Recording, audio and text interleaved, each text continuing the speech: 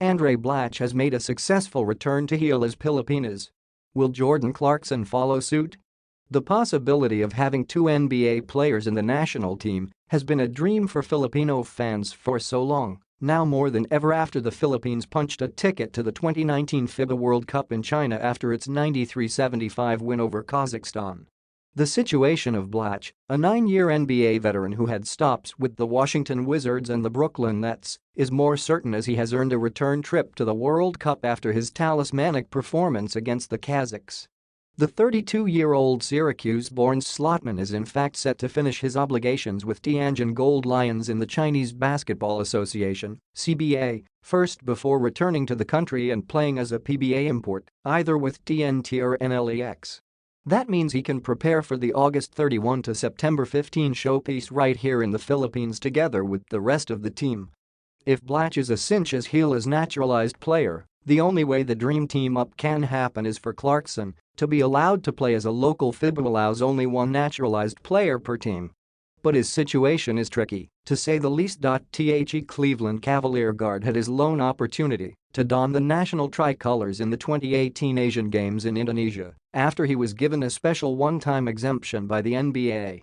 But the eligibility rules of the ASIAD are different from those of FIBA, which requires all dual citizens to have passports of the country the players want to represent that they acquired before turning 16.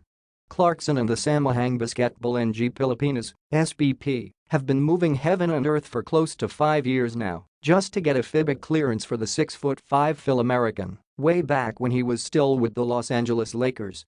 As early as 2015, the SBP has submitted documents to the World Basketball governing body proving that Clarkson, whose mother traces her roots to Angeles City, Pampanga, has secured a Philippine passport at the age of 12.